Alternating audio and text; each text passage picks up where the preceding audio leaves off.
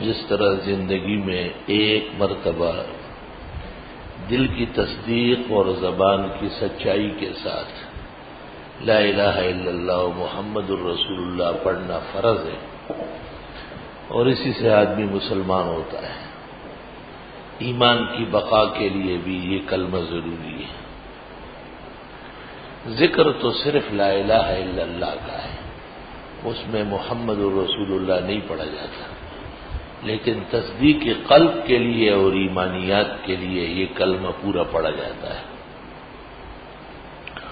جب کوئی شخص یہ کلمہ اخلاص کے ساتھ پڑھ لے اور اس پر کوئی انکار کی ظاہری اثر نہ ہو تو وہ مسلمان مانا جائے گا، اور بقیہ تفصیلات اس کو القاء کی جائے گی، تعلیم کی جائے گی۔ جیسے جیسے مسلمانوں کی ہمت ہو اسے فرائض بن بنا اللہ پر ایمان، رسولوں پر، نبی آخر زمان پر، ختم نبوت پر، آسمانی کتابوں پر، خاص کر قرآن پر اور مکمل وحی پر جس میں سنت و حدیث شامل ہے، قبر کی زندگی، میدان حشر، پل صراط اور جنت اور جہنم کا وقوع اور اس کا یقینی ہونا، یہ اس کو بتانا ضروری ہے۔ اور کسی کو مسلمان کرنے میں تفصیلات نہیں ہوتی، اسے اسلام کا خوگر بنانا ہوتا ہے،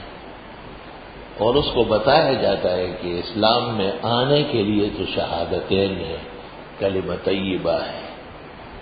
یہ بھی پڑھاتے ہیں اشہد ان لا الہ الا اللہ واشہد ان محمد رسول اللہ، اشہد ان لا الہ الا اللہ واشہد ان محمد عبدہ ورسولہ۔ اور پھر عقائد ان کو علیحدہ بتائے جاتے ہیں، اور اعمال جیسے نماز، زکوٰۃ، روزہ، حج یہ علیحدہ تلقین ہوگی۔ اسی وقت سے اس پر نماز فرض ہو جائے گی، اور اس کو کہا جائے گا کہ ہمارے کسی مسلمان کے ساتھ آپ بیٹھ کر وضو کریں، صاف کپڑے پہنیں، اور پھر صف میں اس کے ساتھ کھڑے ہو، اٹھک بیٹھک کریں۔ اللہ اکبر تو اس کو آ ہی جائے گا کہ بھئی نماز شروع ہوتی ہے اللہ اکبر سے۔ اللہ اکبر کے علاوہ نماز میں کوئی اور چیز پڑھنا فرض نہیں ہے، ارکان ہیں وہ تو خود بخود ادا ہو جاتے ہیں۔ اس کو اجازت ہے کہ وہ کسی کے ساتھ کھڑا ہو، کہ جب یہ قیام کرے تو آپ قیام کریں، جب یہ رکوع میں جائے آپ رکوع میں جائیں، جب یہ سر اٹھائے آپ سر اٹھائیں، جب یہ پہلے سجدے کرے، اس طرح جیسے یہ کرے ایسے ہی آپ کرتے رہیں، یہ طریقہ ہے۔ عورت ہو تو عورت ہے، اس کو مسلمان عورت نماز سکھائے گی اور اس کے ساتھ پڑھے گی، ساتھ کڑی کر کے پڑھائے گی، ورنہ جتنی نمازیں اس کے چھوٹے گی جو لوگ ان کے ایمان و اسلام کو جانتے ہیں وہ گناہگار ہو گئے۔ بہت بڑی امانت اس کے حوالے ہوئی، آسان کام نہیں ہے۔ آج کل وہ عیسائی چوکرے مسلمان ہوتے ہیں تو مسلمان تو ہو جاتے ہیں، ہم تو انکار نہیں کرتے، اللہ انہیں سچے ایمان دے، لیکن وہ پھر جاتی چندے کرتے ہیں جگہ جگہ۔ چند دن پہلے یہاں 40-50 آدمی آئے تو میں نے ان سے معلومات کی، تو ایک بزرگ سے فون پر بات ہوئی، انہوں نے کہا یہ میرے ہاں مسلمان ہوئے ہیں، میں نے ایک شخص کو کہا ان کو ایک کالونی میں مکانات دے دیے، اس کے باوجود یہ جگہ جگہ جاتے ہیں اور ہم مسلمان ہوتے ہیں، ہم مسلمان ہوتے ہیں۔ ایک قسم کا انہوں نے کاروبار بنایا ہے، اس پر بھی نظر رکھی جائے کہ بس ایک دفعہ جب آپ نے کلمہ پڑھ لیا اور کسی بھی اہل حق عالم کے ہاتھ پر تو آپ مشرف ہے اسلام ہے، اور اسلام جس طرح اور گناہوں سے منع کرتا ہے اس طرح نہ حق مانگنے سے بھی منع کرتا ہے۔ اسلام تو یہ ہے کہ اللہ سے مانگا جائے، لوگوں سے کیا مانگنا ہے، لوگ جو جانتے ہیں اس کی حاجات وہ پوری کریں، اور یہ ایک اسلامی جذبہ ہے، روز اول سے یہ تعلیم آئی، لیکن انہیں سوال کرنے نہ دے اور اس پر ناراضگی ظاہر کرے کہ یہ ہمارے اسلامی تعلیمات کے خلاف آپ کر رہے ہیں۔ ہمارے ہاں تو بھکاری کو بہت ہی ہلکی نگاہ سے دیکھا جاتا ہے، خود پیغمبر نے اس پر غضب ظاہر کیا اور نہایت بد دعا تک دی ہے اسے۔ تاہم کچھ لوگ واقعتاً مسلمان ہوتے ہیں اور واقعی وہ سچے ہیں، ان کے سچ اور صدق کی قدر کرنی ہے اور انہیں ایمان پر قائم رکھنا ہے۔ اور پھر اس ایمان میں یہ پتہ ہو کہ اگر یہ یہودی ہے تو موسیٰ علیہ السلام اور توریت کا تذکرہ ضرور ہو، اور اگر یہ عیسائی ہے تو انجیل اور عیسیٰ علیہ السلام کا جچت لفظوں میں اس کو سمجھایا جائے، اور اگر وہ مرزائی ہے تو بتا دیا جائے کہ مرزا غلام احمد قادیانی بے اتفاق امت اپنے زمانے کا کافر و مرتد تھا، نہ وہ پیغمبر تھا اور نہ پیغمبر کا ظل اور سایہ تھا، نہ وہ امام مہدی تھا، نہ اس کا کوئی نیک آدمی تھا، بدترین کائنات تھا۔ یہاں میرے پاس ایک نوجوان آیا کہ میں ایک مرزائی لڑکی کو لاتا ہوں، اس کو مسلمان کروں۔ ٹھیک، وقت مقرر ہوا، جب میں نے اس کو کلمہ پڑھ لیا، جب میں نے اس طرح شروع کیا تو رونے لگی، کہنے لگی حضرت صاحب کو ایسا نہ کہیں، حضرت صاحب تو پیغمبر تھے۔ میں نے اس لڑکے کو دیکھا، میں نے کہا اس کو تو مسلمان کرانے لگا یا مرزائیت کی تبلیغ کے لیے لایا؟ اس نے کہا آپ اسے چھوڑ دیں، میں اس کو سیدھا کر کے لاتا ہوں۔ اتنی پکی قادیانی تھی وہ کہ جب میں نے کہا مرزا نہ نبی تھا نہ امام مہدی تھا، الگ تحقیق انگریزوں کا زرخرید ایجنٹ تھا، مسلمانوں کی اسلامی فتوحات اور ہندوستان میں طاقت کو تتر بتر کرنے کے لیے تجویز ہوا تھا، اور یہ ان کی کتابوں سے ثابت ہے، دلائل و صفحے بتائے جا سکتے ہیں۔ لیکن وہ اتنی پختہ مرزائی تھی وہ چھوکری کہ وہ یکدم آنسو سے رونے لگی کہ یہ اللہ کے کسی نبی کو بھی برا نہیں کہنے سے ملے گا، وہ نبی ہے ہی نہیں، وہ کافر مرتد ہے۔ 1% بھی ذہن میں یہ خیال ہو تو وہ نبی کریم کا باغی اور سرکش ہے جو اس کو کسی درجے میں بھی نبی مان لے۔ بہرحال یہ ایک اہم مہم مسئلہ ہے۔ ابھی پاکستان کے ایک مقتدر رسالہ البلاغ جو دارالعلوم کراچی کا ترجمان ہے، بہت علمی ماہنامہ ہے، چونکہ وہ صرف مولانا تقی اور رفیع کی وجہ سے نہیں، مفتی اعظم پاکستان مولانا مفتی محمد شفیع صاحب کا قائم کردہ ہے۔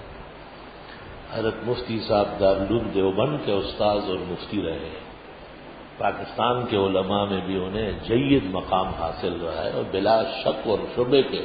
اپنے وقت کے فقیہ، مفسر اور مفتی اعظم، اس لیے ان کے ماہنامے کو بھی قدر کی نگاہ حاصل ہے۔ اس میں ایک شخص کا عیسائیوں کے بارے میں مطالعے کا ذکر ہے، اور البلاغ والوں نے بڑے لمبے چوڑے انداز سے اس کو مالا مال کیا ہے کہ یہ چرچوں میں جاتا ہے اور وہاں تقریریں کرتا ہے، لیکن آپ یقین کر لیں کہ اس شخص نے چرچ میں جتنا بیان کیا ہے حضرت صلی اللہ علیہ وسلم کا نام بالکل نہیں لیا ہے۔ یہ عیسائیوں کی تبلیغ ہے۔ ایسا مومن کیسا ہو سکتا ہے کہ وہ ایک عیسائی چرچ میں مومن کی حیثیت سے، عالم کی حیثیت سے سب سے پہلے آپ واضح کریں کہ تمام انبیاء اور مرسلین نے محمد عربی صلی اللہ علیہ وسلم کی آمد کی اطلاع دی، یہ آپ کی کتابوں میں اتنا واضح ہے جس کا انکار آج تک انجیل کا کوئی مصنف نہیں کر سکا۔ ان کی تقریریں کی، عیسیٰ علیہ السلام ایسے تھے، ان کی والدہ بڑی پیاری تھی، اسلام میں ان کی یہ تو عیسائیوں کو خوش کرنے کا پراپیگنڈا ہے۔ ان کا ہم سے یہ اختلاف تھوڑا ہی کہ عیسیٰ علیہ السلام اچھے تھے یا برے، ان کا اختلاف یہ ہے کہ وہ محمد الرسول اللہ صلی اللہ علیہ وسلم کو نبی نہیں مانتے۔ تاوقت کہ چرچ میں یا یہودیوں کے معبد میں جناب رسول اللہ صلی اللہ علیہ وسلم کی تشریف آوری اور آپ کی صداقت کی تصدیق برے حوالے نہ دیا جائے، قطعاً یہ تحقیق اور یہ تبلیغ اسلامی نہیں ہے، یہ اسلام کی نظر میں مخدوش معاملہ ہے۔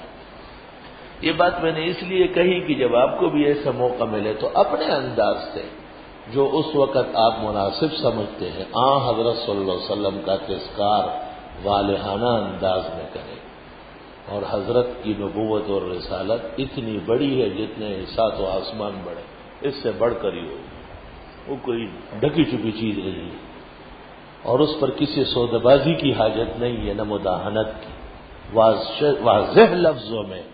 تمام انبیاء اور مرسلین سے سب سے زیادہ محقق و مصدق جناب رسول اللہ صلی اللہ علیہ وسلم، ہماری کتاب میں بھی اور انجیل میں بھی توریت میں بھی وَإِنَّهُ لَفِي زُبُرِ الْأَوَّلِينَ، آپ کا تذکرہ تمام آسمانی کتابوں میں رہا ہے اور اب بھی موجود ہے۔ دنیا حیران ہے کہ ہزاروں تحریفات کے باوجود توریت میں، انجیل میں، ہندوؤں کے گیتے میں، گوتم بدھ کے صحیفے میں، گوتم بدھ نے صحیفے میں لکھا ہے کہ بکہ میں یعنی مکہ میں سورج طلوع ہونے والا ہے، اس سورج کی شعاعیں جہاں جہاں پہنچے میرے متبعین مجھے چھوڑیں اور ان شعاؤں کے نیچے بیٹھ جائے، آگے نجات اس سے ہوگی اور قیامت کے دن کی عزت اس سے ملے گی۔ اس وجہ سے ہندوستان کے بعض اہل علم جیسے مولانا مناظر حسن گیلانی وغیرہ گوتم بدھ کو ذوالکفل سمجھنے لگے۔ شاید یہ بھی قدیم انبیاء میں سے ہے کیونکہ محمد عربی صلی اللہ علیہ وسلم کی تشریف آوری کا والہانہ ذکر کیا ہے، اور وہ جہاں جاتا تھا وہ ایک شہر آباد کرتا تھا اور اس کا نام رکھتا تھا متحرا، پاک لوگوں کی جگہ، اور کہتا تھا وہ نبی جو مکے سے نکلے گا تو ہو سکتا ہے یہاں آ جائے، ان کو آرام ملے گا، میں ان کے لیے کچھ مکانات بناتا ہوں۔ جو ہندوستانی زبان میں مترا ہے، مترا یہ مترا نہیں ہے، یہ متحرا ہے، طے شدہ ہے، یہ پاکوں کی جگہ، لیکن عربی تلفظ سب لوگ تھوڑا کر سکتے ہیں۔ سوابی کے پاس مترا ہے، مردان کے قریب مترا، ہندوستان میں 13-17 کے قریب مترے، جاپان، چین، جہاں جہاں وہ شخص گیا ہے اس نے ایک شہر آباد کیا ہے، اور ان کو یہ علم تھا کہ نبی آخر زمان مکہ چھوڑیں گے، یہ پتہ نہیں تھا کہ کہاں جائیں گے، کیونکہ سابقہ علوم مکمل نہیں تھے، علم مکمل جناب رسول اللہ صلی اللہ علیہ وسلم۔ الحمدللہ رب العالمین، نستغفرک اللہم ونسألک السلام والعافیہ، لا الہ الا اللہ وحدہ لا شریک لہ، لہ الملک ولہ الحمد وعلی کل شیء قدیر، دنیا حسنہ وفی الآخرۃ حسنہ، نسألک العفو والعافیہ فی الدنیا والآخرہ، أعوذ بك من جميع المحن والفتن والآفات، اللهم أنت ولي الخيرات وبيدك الحسن، ثم إليك الرغب ومنك الرحمة، اللهم حبب لنا الإيمان وزينه في قلوبنا وكره إلينا الكفر والفسوق والعصيان واجعلنا من الراشدين، اللهم إنا نعوذ بك من عقابك وفتنة عبادك وشر بلادك، اللهم ارحم عبادك وبلادك عما يوجب مقتك وغضبك، اللهم ول امورنا خيارنا ولا تول امورنا شرارنا، وارزقنا حكومة صالحة عادلة التي ترى عبادك وبلادك عما يوجب مقتك وغضبك، وصلى الله تعالى